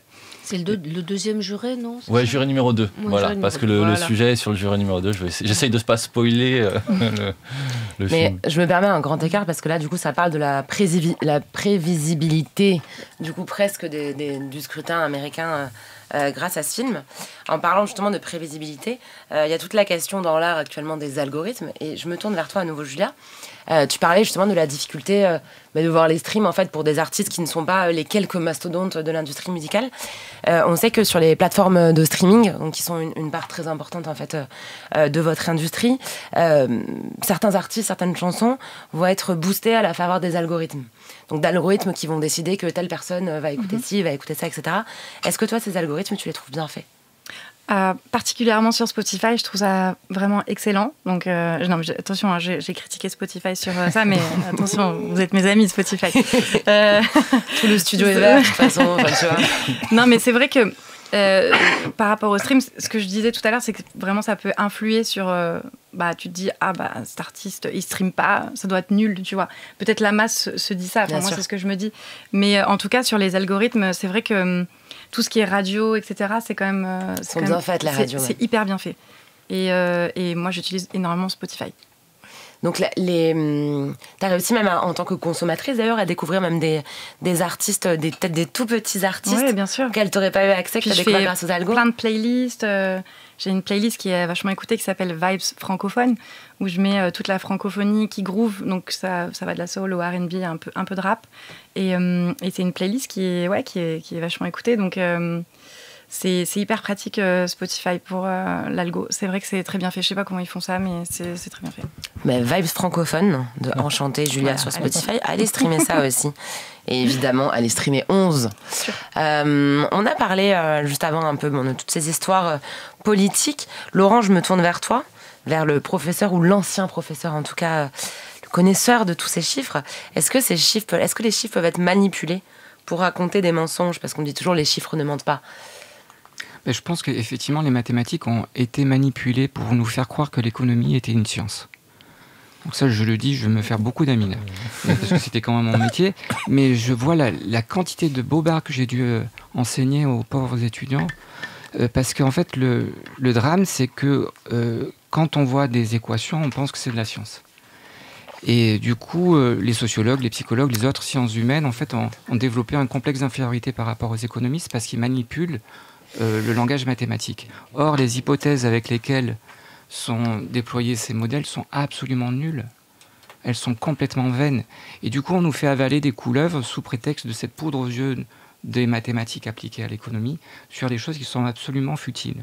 Le seul théorème d'économie politique qu'on puisse établir, je pense que j'en suis l'auteur, tenez-vous bien, c'est que l'argent qu'on a, c'est celui qu'on n'a pas partagé. C'est tout. C'est la seule chose qu'on peut démontrer mathématiquement en économie. Il y a des bonnes raisons de ne pas le partager, parce que l'argent, c'est aussi de la liberté frappée, c'est la possibilité de pouvoir développer des mondes. Mais la seule vérité qu'on puisse démontrer mathématiquement en économie, c'est que l'argent qu'on a, c'est celui qu'on n'a pas partagé encore. Catherine, je t'ai vu réagir à cette phrase. Je trouve ça très beau, en fait. Tu as des punchlines très poétiques. C'est vrai, hein oui, celle-là, pour le coup, elle est politique, je pense aussi. Elle est poétique et politique. En fait, les stats, il faut quand même voir que c'est pas prendre ça au pied de la lettre. Les statistiques, c'est quelque chose qui te dit que si tu t'installes avec les pieds dans le four et la tête dans le frigo, tu vas être à la bonne température. Donc, il faut toujours se méfier des statistiques. Moi, j'avais une petite question, Laurent. L'expression « jamais 203 », est-ce que tu peux... Pourquoi? Et toi, tu as une idée de ça? Pourquoi? En amour, par exemple, est-ce que c'est vrai? Oui. Toi aussi, tu as des expressions comme ça que... Non, je me posais la question d'où ça vient, en fait. Jamais 203. Attends, on a Internet dans la maison ronde. Parce qu'en amour, c'est pas, ça dépend de la temporalité. Oui, ça dépend, mais... Qu'on donne aux 2 et aux 3. Jamais 203. Je tape en même temps, je cherche. Mais il n'y a pas de... Qui a bu boira ou je sais pas. Origine, expression. Parce que là, ça m'explique l'expression, donc ça, on sait déjà, mais... Origine de l'expression. C'est comme la loi des séries. Non, mais les emmerdements volent en escadrille. En fait, il n'y a pas de loi des séries, il n'y en a pas. Ça mais on comprend, c'est soit tu restes dans l'unicité, soit tu vacilles en fait dans la pluralité. Et donc, dès lors que tu as passé le 1, le 2, c'est 3 et 4 et l'infini. Eh bien, il semblerait qu'on ait même une explication scientifique qui date du XIIIe siècle. Wow. À l'époque, on employait l'expression « tierce fois ses droits » pour indiquer qu'un acte devait être entrepris 3 fois pour être réussi. Après, il s'agit d'une légende. Est-ce que c'est vrai? Est-ce que c'est pas vrai? Moi, j'aime bien parce qu'on est encore sur le chiffre 3 qui nous inspirerait la réussite. Que comme je te le disais tout à l'heure, Julia, toi, c'est le 11. Toi, tu es 3. Moi, c'est le 3. Nous, c'est quoi? Vous n'avez pas d'ailleurs de répétition dans vos dates de naissance ou quoi? Mais les Allemands, en tout cas, ils disent Einmal ist kein Mal. Une fois, ça compte pour du beurre. Alors, ils l'utilisent beaucoup pour l'adultère, mais quand même, c'est une expression... C'est bien, ça. Ils ont un joker, quoi, en fait. Ouais, qu'ils utilisent peut-être plusieurs fois, d'ailleurs. Et revenons d'ailleurs sur la numérologie. Est-ce que ça peut être considéré aussi comme un langage universel? Il y a des traces à travers les cultures de la numérologie? Ou c'est quelque chose... Alors, je suis vraiment pas une experte en numérologie. Je sais juste que mon chemin, ce qu'on appelle le chemin de vie, il y a donc de 1 à 9, et tu as après les chiffres maîtres qui sont 11, 22, 33. Ok. Et qui sont... qui vibrent énormément parce qu'ils sont chiffres miroirs. Mais c'est tout ce que je peux dire sur la numérologie. Après, je peux vous expliquer comment on peut calculer. Oui, c'est ça, moi je trouve ça intéressant. Ah oui, alors on peut calculer si tu veux. Oui. Alors, il me faut ta date de naissance. Voilà, vous avez la séquence. Je vais prendre live. ma calculatrice parce que je ne vais pas pouvoir le faire à l'oreille. Enfin, dans la tête, pardon. On vous rappelle que vous pouvez nous voir en live sur le site de Move, tout simplement, 18, sur le site Radio France. 18-11. Ah, Scorpion. Oui, c'est une mal. 18-11, ok. Et l'année? Oui, 1974. Je viens d'avoir 50 ans. Joyeux anniversaire. On a pas un petit jingle d'anniversaire en régie plus se déclencher. Je vous explique. Donc, je vais additionner chaque chiffre, chaque nombre. Il m'a regardé en mode, mais t'es con quoi en régie. Folle elle. Alors t'additionnes les chiffres. Plus 9, pardon. Plus 74. Oui. Plus 7 plus 4 égale 32. Donc 3 plus 2 égale 5. Donc en fait, j'ai additionné 1 plus 8 plus 1 plus 1 plus 1 plus 9 plus 7 plus 4 égale 32. 3 plus 2, 5. Et ça va m'accompagner alors. Alors tu es chemin de vie 5. Et il faudra regarder, et on va regarder à quoi ça correspond. Je suis obligée de vous donner les coulisses de l'émission comme trop souvent, hein, vous le savez, de toute façon ici c'est très artisanal au final et c'est ce qui fait aussi le succès de cette émission qui, rappelons-le, a eu 3 T sur Télérama à la rentrée et je ne m'en lasse pas. Ce soir, nous recevons Issam Krimi, Enchantée Julia, Catherine Dufour et Laurent de Robert qui nous apprend au moment où on sait que son chemin de vie est le 5, on le sait grâce à Julia qui a fait le calcul, le chemin de vie 5 qui signifierait donc le voyage.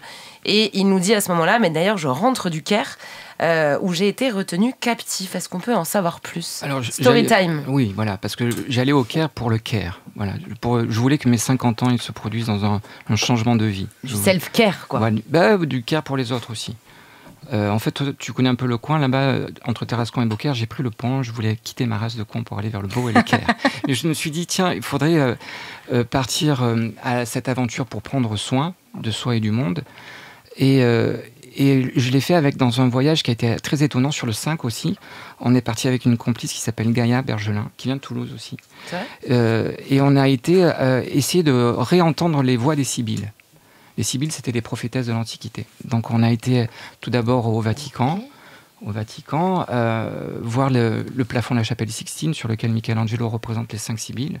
Et ensuite, on a été in situ, c'est-à-dire à Koum, à Delphes, à Érythrée, à Siwa et à Alexandrie, pour récupérer les graines des plantes qui ont été les confidentes des Sibylles. Parce qu'en fait, tous les oracles sibylliens ont brûlé.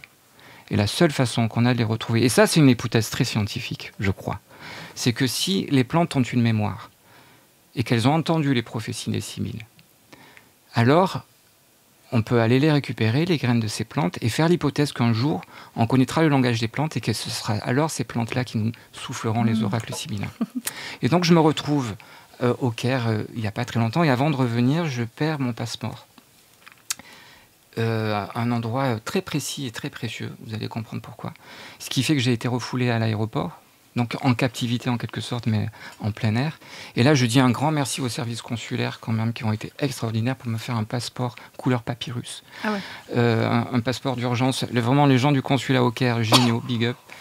Et donc, j'ai quelques jours de plus et je vais dans le souk où j'ai perdu le passeport. Et c'est là que j'ai trouvé les graines de papyrus qui manquaient à notre quête des Sibylles. Donc passeport perdu, papyrus trouvé. Joli. Je profite pour que tu parles justement de plantes, pour te poser quand même la question. On a parlé des mathématiques existentielles. J'aimerais que tu me parles de la botanique existentielle. C'est un peu ce que je viens de te raconter, c'est cette hypothèse qu'on connaîtra le langage des fleurs bientôt, et qu'avec elle on pourra converser, qu'elles nous apprendront des choses magnifiques. Tout à l'heure je te parlais de ce mathématicien Grothendieck. Dans les dernières années de sa vie, les 20 dernières, il est parti à la serre, dans l'Ariège, je dois connaître, dans un petit village. Et là, il a refusé de parler à quiconque. Tous les gens venaient le voir et il laissait la porte close et tous les gens voyaient au travers du feuillage l'infinie tendresse avec laquelle il parlait à son pommier, à son rosier et à sa vigne. Et donc, on a été chercher les graines des confidences de ces derniers théorèmes et conjectures. Pareil, parce qu'on fait l'hypothèse que ces plantes, ce sont des time capsules en fait, d'une connaissance qui pour l'instant nous échappe, mais qui nous sera révélée peut-être un jour. Mais est-ce que justement, on chiffre beaucoup l'argent, on chiffre l'espace d'ailleurs aussi avec le kilométrage, on chiffre le temps. Quelle prise a le temps sur la nature? Alors que celle-ci, en fait, d'ailleurs, on ne sait pas, en fait, puisqu'on n'a pas encore réussi justement à communiquer avec les plantes, on ne sait pas encore si la nature a conscience du temps ou comment est-ce qu'elle en a conscience. Mais quelle prise a le temps sur elle?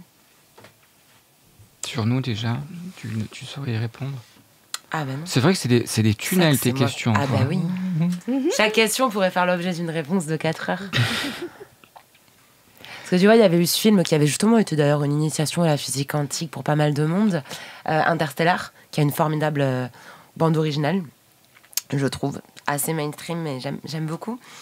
Dans ce film, il y a cette théorie de la relativité du temps en fait, qui est amplement développée, avec cette planète où je crois qu'une heure égale 7 ans. Je ne sais pas si quelqu'un se souvient mieux que moi. Oui. Je crois que le gars, en fait, il a une quête à faire sur cette planète, et donc il sait que chaque heure où il y reste va durer 7 ans. Enfin, il y a toute la question de la relativité du temps également. Et on le voit, par exemple, il y a des animaux. On dit qu'une année humaine, c'est 7 ans, je crois, en âge chien ou chat. Chez les chats. Chez les chats. Et les chiens, oui. Ah oui. Et les chiens. Quelle prise a le temps, du coup, sur la nature pour vous ? Il y a quelque chose qui me semble important de dire, c'est le concept de dormance. Je ne sais pas si vous connaissez cette chose. C'est un peu la Belle au bois dormant, mais pour les plantes, pour les graines en particulier, c'est cette capacité à rester dans un état hyper végétatif pour attendre le moment opportun pour se déployer. Et ça peut durer des siècles et des siècles. On a pu faire germer des graines de blé qui datent de l'Antiquité. Et je trouve que c'est tellement une belle image. Parfois, on est en dormance nous-mêmes. Parfois même, une parole, elle est en dormance dans notre esprit. Elle attend le bon moment pour se révéler. Et je pense que du coup, c'est un rapport au temps qui est tellement différent de celui de la continuité. Il y a une sorte d'arrêt pour attendre qu'il y ait un incendie, par exemple. Il y a des graines qui sont comme ça, spécialistes. Elles restent dans la terre et elles attendent qu'il y ait un incendie pour pouvoir se déployer. Ça sera le bon moment. Mais est-ce que du coup, elles existent déjà quand elles sont graines ? Je pense qu'elles existent comme des promesses, et c'est ce qu'il y a de plus beau. Ce que j'aime bien dans ces jardins qu'on réalise, c'est-à-dire ces recueils de graines, c'est que c'est des promesses de fruits, de fleurs et de feuilles. Catherine, j'aimerais qu'on revienne ensemble sur ce parallèle entre chiffres et art, en l'occurrence écriture. Est-ce qu'écrire, et on pourra aussi écouter à ce sujet les musiciens, est-ce qu'écrire c'est arithmétique, jusqu'à trouver le juste mot, le juste style ?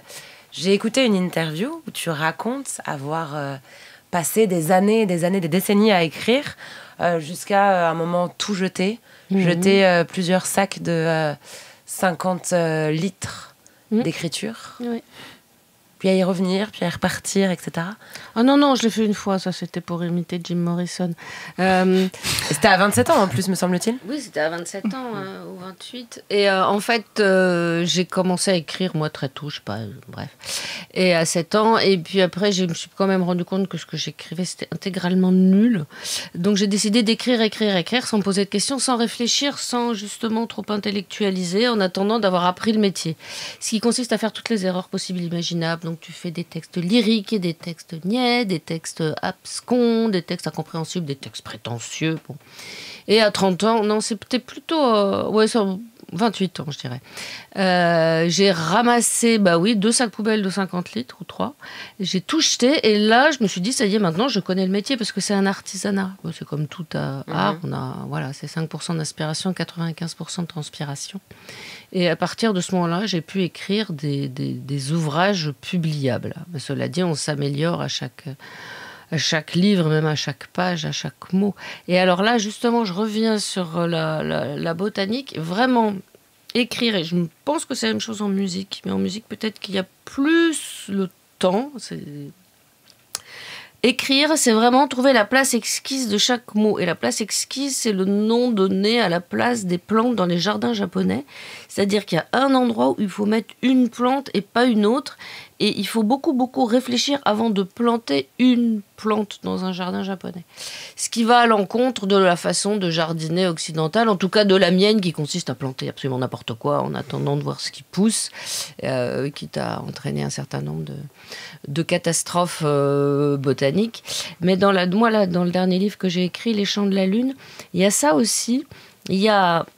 On s'installe sur la Lune, on fabrique de l'humus et puis on fait pousser tout un tas de choses et on sélectionne quand même. On va faire pousser des carottes ou du gazon, mais on va pas forcément mettre des plantes invasives. Or, il y a probablement dans une chevelure ou sous une chaussure d'un astronaute une toute petite graine d'acacia qui traverse le temps, traverse 300 000 km, léger l'atterrissage, tous les dangers du vide, etc.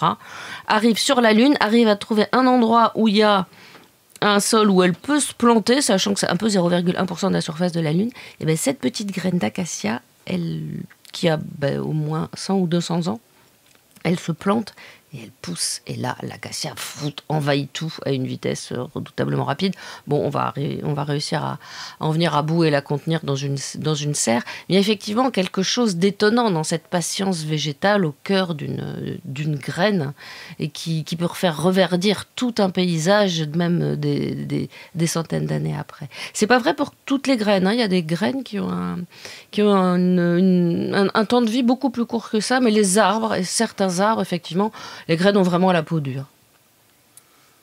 Par rapport à l'écriture qu'on évoquait, Julia est en train de regarder justement ce livre, ce dernier livre, Les Chants de la Lune. Toi, Julia, ton processus d'écriture, ça marche comment ? Alors moi, je te rejoins un petit peu, mais c'est plutôt très spontané, ma manière d'écrire, assez fulgurant. C'est plutôt la musique qui me donne envie d'écrire, qui me donne une intention ou une émotion, et du coup j'écris sur la musique, donc des mélodies et des mots, et c'est plutôt comme ça que j'écris, mais c'est pas je fonctionne vraiment de manière instinctive, intuitive, avec de l'écriture presque automatique en fait. Voilà, ça tu couches quelque chose sans forcément c'est fulgurant, ça se déballe, c'est vraiment comme une espèce de rivière comme ça, et du coup ça donne mes chansons. Et du coup ça t'arrive de te laisser surprendre par quelque chose que tu as écrit que tu n'imagines même pas quelques temps avant. Et même parfois, ça m'est arrivé d'écrire et presque en enregistrant en même temps, tu vois. C'est pas arrivé souvent, mais parfois, ça a un peu de magie, tu vois, un truc un peu mystique. Le truc je ne saurais pas expliquer, ça sort comme ça, et puis et je le fige dans le temps, quoi. Donc, Catherine, toi, on est du coup plutôt sur de l'écriture aussi automatique, comme ça, qui tombe, ou justement, à force d'exercice depuis des décennies, c'est devenu...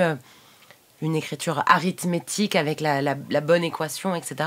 On pourrait penser d'ailleurs à l'écriture automatisée, celle des intelligences artificielles qui écrivent de mieux en mieux actuellement, qui s'opposent à l'écriture automatique. Elles écrivent toujours de façon un petit peu moyennement moyenne, donc ça n'est jamais très excellent. Et moi, je me suis amusée à demander toutes sortes de poèmes à ChatGPT, à Perplexity ou à Claude. C'est très rigolo parce que vous pouvez les faire travailler sur des choses où vous n'oseriez pas demander ça à un vrai poète, par exemple. Moi, une ode au micro-ondes au fond de ma cuisine, ça c'est très rigolo. Mais le résultat, c'est quand même des vers de Mirliton, de même quand on leur demande de la musique, c'est de la musique d'ascenseur. Voilà, c'est un peu de la musique sans qualité, des œuvres sans qualité. Mais moi, effectivement, je travaille soigneusement chaque mot parce que je n'ai pas justement cette fulgurance poétique que toi, tu peux avoir. Et j'ai écrit des poèmes, j'en ai écrit 300, j'en ai dû en garder 40, et c'est intégralement de la merde. Donc voilà. Tu les as quand même publiés ? Sûr que non. Non, je les ai gardés pour moi. Je veux dire, le génie poétique, on l'a ou on ne l'a pas, et ben c'est comme le génie des maths, moi je l'ai pas. Donc voilà, moi je fais plutôt dans l'artisanat. Justement, cette question de l'IA, toi Julia, on a vu, alors on voit effectivement sur ChatGPT, on peut demander d'écrire des textes dans le style de machin. On a aussi vu des chansons devenir des tubes sur YouTube notamment, qui étaient entièrement faites à l'IA. Je pense notamment au succès fulgurant qu'avait eu la fausse cover en IA d'Angèle du morceau de Gazo Sayan. Ah oui. Toi, en tant qu'artiste, autrice, chanteuse, est-ce que c'est quelque chose qui te fait peur, l'IA, l'intelligence artificielle ? Oui, c'est comme Internet, il y a du bon et du mauvais. Mais ouais, non, je trouve ça carrément diabolique. Je trouve que pour moi, c'est la fin de l'art, quoi, en général. Je trouve ça horrible. T'en penses quoi, toi, Issam ?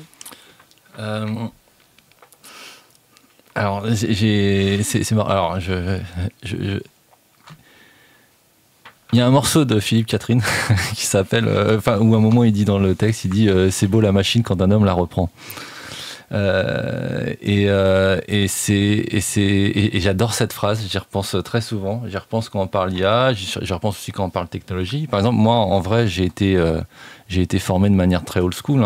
Et dans ma vie, ça fait que 10 ans que j'utilise un ordinateur pour faire mes partitions, mais pendant très longtemps, le papier-crayon allait plus vite pour moi. Mais c'est vrai que le sujet de l'IA, moi, j'y trouve beaucoup de choses qui me fascinent, parce que tout d'un coup, Même, je vais même dire de manière un peu rigolote, même par fainéantise. Comme je fais par exemple beaucoup de musique à l'image, il y a parfois je me dis je suis claqué ce soir, un petit coup d'IA, c'est réglé pour les 2 minutes qui manquaient. Mais après ça ramène à quelque chose que je trouve hyper intéressant, alors pour essayer qu'on n'ait pas peur. Ce que je trouve génial dans les discussions avec l'IA et la créativité, c'est la question de l'humain. C'est-à-dire que je trouve qu'il y a en opposition ou en creux, il y a qu'est-ce que fait l'humain ? Quel est le sens de créer ? Pourquoi on se met à faire de la musique, écrire un livre Et ça, je pense que toute intelligence artificielle possible, je vois pas ce qui pourra pallier le fait d'avoir envie de dire je t'aime à quelqu'un ou d'avoir partagé une émotion. Donc c'est ça, je prends même comme ça presque comme un truc militant, comme à dire tenez, c'est super, il y a l'IA, c'est l'occasion d'être plus humain. Enfin, je le prends comme ça. Et je vous pose cette question maintenant qu'on a bien discuté. Si vous pouviez vivre un jour entier dans un monde sans chiffres, comment ce serait ? Est-ce que ça se peut déjà ? Peut-être que je vais réussir à nourrir votre réflexion avec cette autre question. Est-ce que les chiffres sont absolus ? Est-ce que les chiffres existeraient tels quels sans nous ? Est-ce que les heures existeraient ? Est-ce que les distances existeraient ? Le temps également ? Ou sont-ils une invention purement humaine nourrie de décisions arbitraires ? Par exemple, la question des jours et des années. Est-ce que c'est une projection de l'esprit ou est-ce que c'est un truc réel ? Non, mais tu vois, c'est comme quand tout à l'heure, on évoquait les heures précises. Je me lève à 14h, voilà. Moi, j'ai un pote qui aime bien dire on se rappelle à 13h26. Et en fait, j'adore quand il me dit ça. Je lui dis oui, en fait, déjà, on nous dit qu'il n'y a que 60 minutes qui chacune font que 60 secondes. C'est un choix, quoi, tu vois. Mais et pareil, et puis en plus, les calendriers, on les a fait selon aussi des données, qu'on soit chrétien ou pas. Donc ça reste ce fameux quadrillage qu'on accepte, qu'on se donne. Après, il y a quand même... Alors, je vais dire l'inverse, c'est comme ça si ça peut faire. Je vais dire l'inverse de ce que je viens de dire. Je trouve qu'il y a un truc intéressant socialement sur les chiffres, c'est que c'est des lieux de rencontre sur lesquels on est tous d'accord. J'aime bien ce truc de... ça nous permet, à un moment donné, d'avoir un truc où on peut être tous là au même endroit ou donner rendez-vous à quelqu'un. Si je dis on se voit à 15h03, et ça, je vois aussi ça comme ça. Mais dans le même temps, t'en parlais en tout début de l'émission d'ailleurs, si on prend l'exemple de l'économie, ça peut aussi être une arme puissante d'inégalité. Parce que moi, par exemple, tu me parles d'économie, je vais te dire pourquoi on n'imprime pas des billets ? Alors qu'en fait, ça ne marche pas comme ça. Qui a décidé que ça ne marche pas comme ça ? On ne sait pas trop bien. Mais je veux dire, je me tourne vers le prof de ce plateau, Laurent de Robert. Mais une fois de plus, prof à la dérive, j'étais pas bien dans ces baskets-là d'enseignant. Je voulais plutôt apprendre, en fait, et courir le monde. Même la seule chose que je disais à mes étudiants, mais partez, courez le monde, c'est là que vous allez apprendre les choses. Tout se joue avant, pour prendre des nombres, tout se joue avant 25 ans, je veux dire. Et il ne faut pas végéter sur les bancs de l'université à apprendre à jouer à la belote. Non, courez et explorez, aventurez-vous par les chemins. Donc ça, c'était pas terrible à enseigner trop longtemps, quoi. Et du coup, ils ont eu ma peau. Et maintenant, je fais une fois de plus des mathématiques sans nombre et ça me va très bien. Et justement, est-ce que ce fait de mettre des chiffres partout, c'est pas pour éviter un peu l'infini, donc ce qui ne se finit pas, ce qui n'a pas de contour, qui nous angoisse ? Les gens, quand on leur parle de l'infiniment grand ou l'infini dans le temps, la plupart des gens, ça leur met des bouffées de stress. Allez, s'il y a un chiffre qui me plaît, il faut que je le dise, c'est le 8, moi. Parce que précisément, il incarne un peu cet infini, peut-être davantage que le 7, cette lemniscate. Ce fait de coucher le 8 pour avoir le symbole de l'infini me touche beaucoup. Puis je trouve qu'il a un rapport, puisqu'on en parlait un tout petit peu, très sensuel, que dans presque toutes les langues, le 8 et la nuit sont intimes. Ote note, oche noche, ete night, artu nacht. C'est vrai. Et je trouve, comme finalement maintenant ma spécialité c'est plutôt le monde de la nuit que celui des mathématiques, j'ai couché le 8 pour traverser les nuits. Mais c'est presque synesthète aussi ce que tu as dit. Donc la synesthésie, c'est le fait de connecter en fait plusieurs sens entre eux. J'ai dans mon entourage un mathématicien qui m'a déjà expliqué du coup que beaucoup de gens faire une mathématique voyaient les chiffres en couleur et que ça les aidait à mieux les appréhender, à mieux les retenir, un truc. Et je me souviens aussi d'une copine qui parfois m'expliquait l'humeur, le caractère qu'elle attribuait à chaque chiffre. Et vraiment, elle savait dire... Et j'ai déjà vu des discussions comme ça entre personnes sur les réseaux sociaux qui te disaient « Mais si, tel chiffre, ça se voit qu'il est méchant, tel chiffre, il est confiant, tel chiffre, il est gentil, etc. » T'as déjà eu ce type de réflexion ? Avec la nuit, oui. Et j'ai toujours trouvé ce 8 infiniment doux et enchanteur, tu vois. Toi, je comprends que tu fasses de la chanson avec ce nom-là. À mon avis, c'est plus le 8 que le 11. Ah bon ? Même si tu vois Est-ce qu'il y a des courbes peut-être dans le 8 ? C'est très féminin peut-être ? C'est vrai. Circulaire. C'est aussi un truc... Ça te parle, Catherine, toi, les connexions justement entre les sens, etc. Est-ce que ça peut nourrir...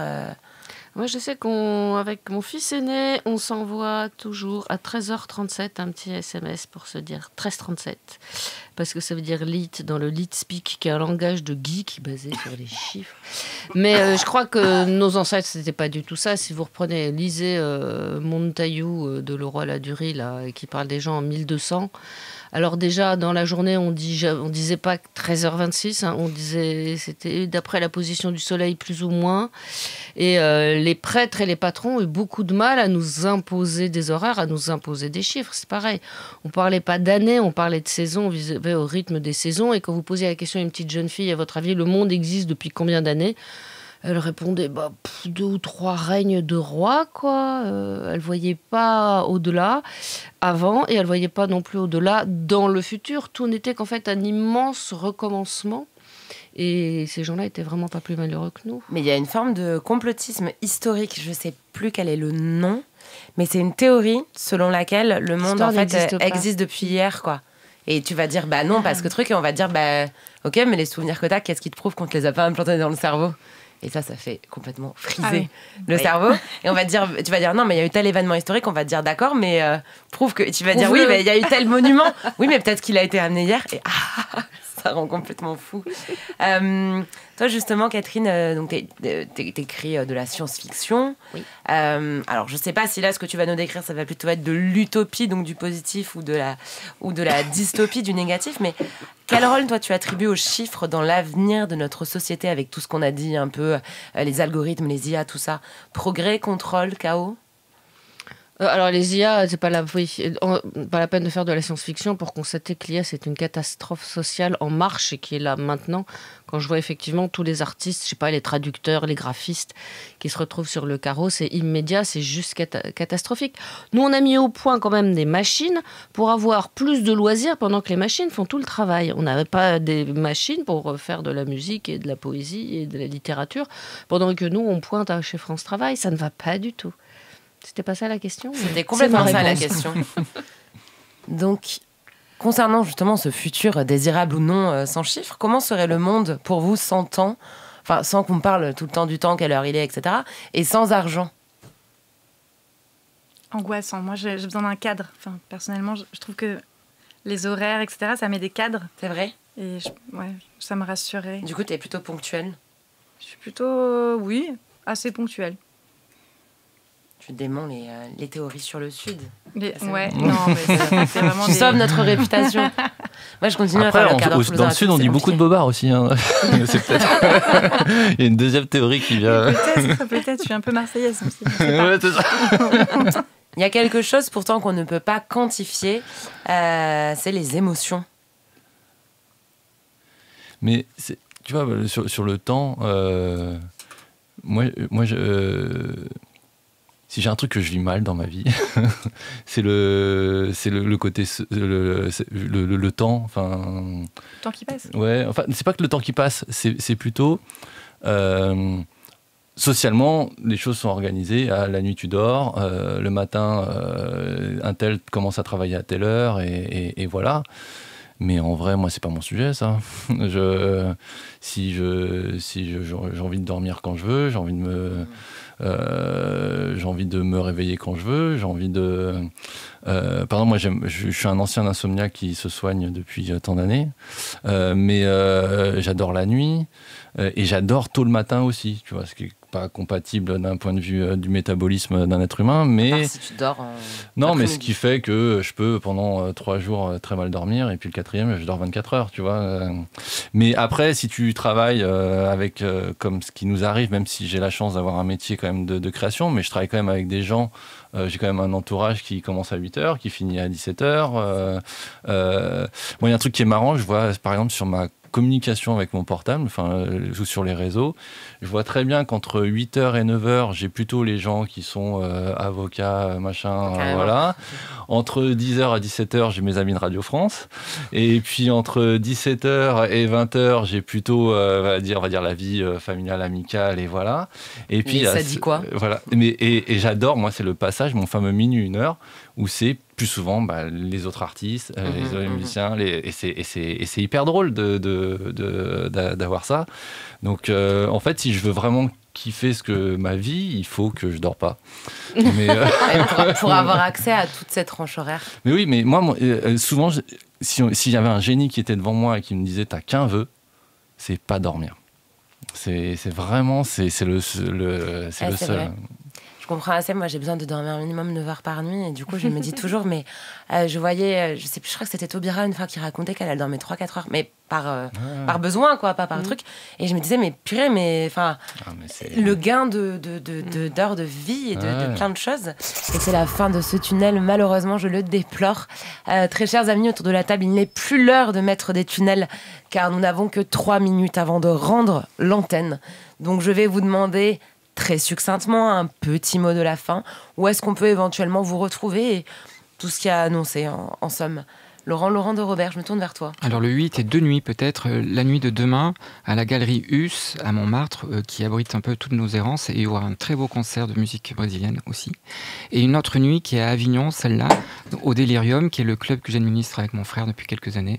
Et le samedi 7 au soir, il y aura un magnifique concert de Mon Cœur Balbite et ça sera génial, je vous invite tous. D'ailleurs, je trouve que ça serait super que tu viennes, Julia. C'est le 7 décembre ? Oui, parce que c'est quand même je ne serai pas. Okay. Mais merci pour l'invitation.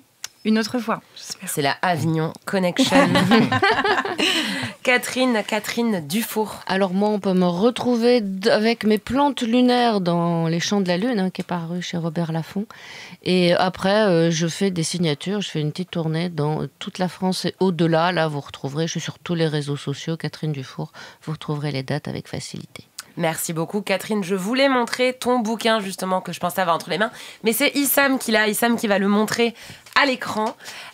Issam, où est-ce qu'on peut te retrouver ? Chez moi, à me reposer, là, en ce moment. Mais sinon, il y a le Hip Hop Symphonique 9, donc qui sera diffusé sur Move le 19 décembre, juste après Tunnel. Mais c'est incroyable. C'est fou. Et pour une nuit de Hip Hop Symphonique intégrale, d'après ce que j'ai compris. Donc, il y aura absolument tous les hip-hop symphoniques diffusés à la suite du dernier avec Jossman. Merci d'être venu, Issam. Merci à toi. Et enfin, je me tourne vers toi. Enchantée, Julia. Alors moi, vous pouvez me retrouver le 3 avril 2025 au Trianon et écouter mon album 11 partout en vinyle, CD et puis sur les plateformes de téléchargement. Et tout le monde aura aussi réfléchi à travers cette émission à son chemin de vie. Donc c'était quand même... Vous êtes content d'être venu, du coup. Mais oui, c'est bien le 7, mon chiffre, je suis épatée. Ouais, franchement, c'est formidable. Ouais. Puis Laurent, tu t'es découvert le chiffre du voyageur. Ça me va comme... Franchement, c'est... Les 5 doigts de la main, voilà. C'est un plaisir. Moi, j'étais très contente de vous avoir et c'est un bonheur qui ne se quantifie pas.